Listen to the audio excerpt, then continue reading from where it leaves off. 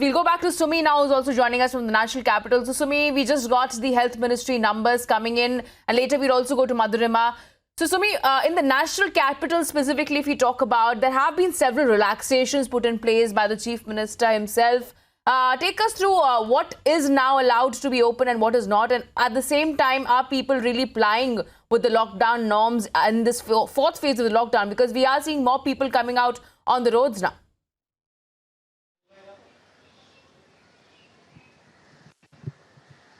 Absolutely, Richa. As I was conveying this very thing that the traffic on roads can be seen as normal as it used to be during the pre-lockdown phase, and people are coming out every now and then of their houses. But yes, we need to remember that the curfew hours remains the same. That is between 7 p.m. to 7 a.m. People cannot step out of their houses between these hours, as Section 144 has been imposed across the national capital.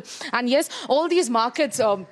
All these heavily crowded markets such as Lajpat Nagar, Connaught Place, INA Market, which houses more than hundreds and hundreds of shops, are now allowed to open, but on an odd-even basis. And remember, this is the same road rationing scheme that was employed by the Delhi Chief Minister during the peak pollution season. And this is the same formula that has been followed by the traders, but with initial hiccups, of course. And in the passenger buses, the passenger movement is definitely allowed, but in the buses, not more than 20 passengers are allowed. And the Transport Minister Kailash Gehlot has made it very clear that if the passenger they don't agree to get out of the bus after exceeding the number of 20, they are allowed to take action. The conductors are allowed to call 100, and the conductors are also allowed to ask them to leave. And if they refuse to leave the bus, then they are they have been asked to call the number 100 and report this very thing. And in funerals also, not more than 20 people are allowed. In the weddings, not more than 50 people are allowed. And all these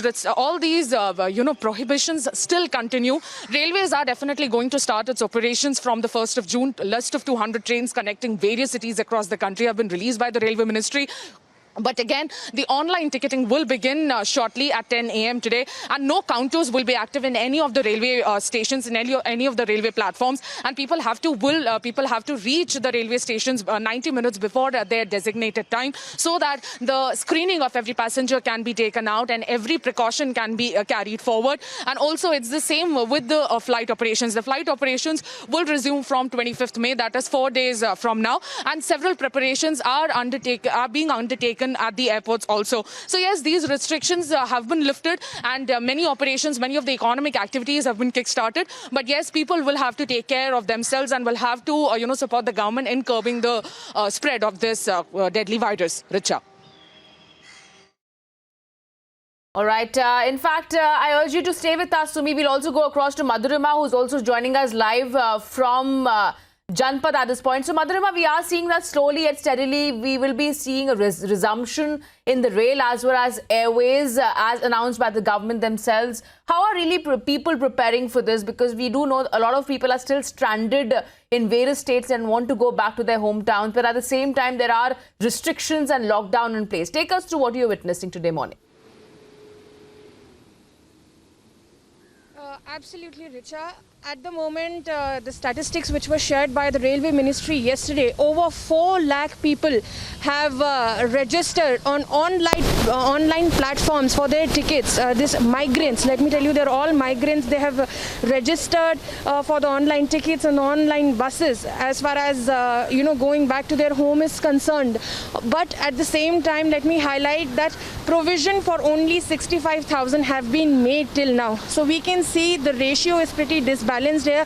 The number of migrants is more, and the services which we can offer right now is less. And that is also because we have to maintain social distancing. We have to say that the overcrowding is avoided. We have to see that the distance is maintained so as that the COVID-19 spread is curbed. As far as national capital is concerned, we have crossed 11,000 mark, and the death toll is at 176, which is pretty gruesome for a place like Union Territories, because there are much bigger states who have reported much less number. But in the national capital, the rise in the number of COVID-19 COVID-19 is a lot, and specifically there have been some more developments like the parks in the national capital will be open, helps will be allowed to go back to the societies. The Delhi government has cracked a whip and said that people who do not allow the health and the service provider to get back into the society will be taken care of. Back to you. Right. All right. Thank you so much, Madhurima, as well as Sumi, for getting us that update. We'll keep coming back to you.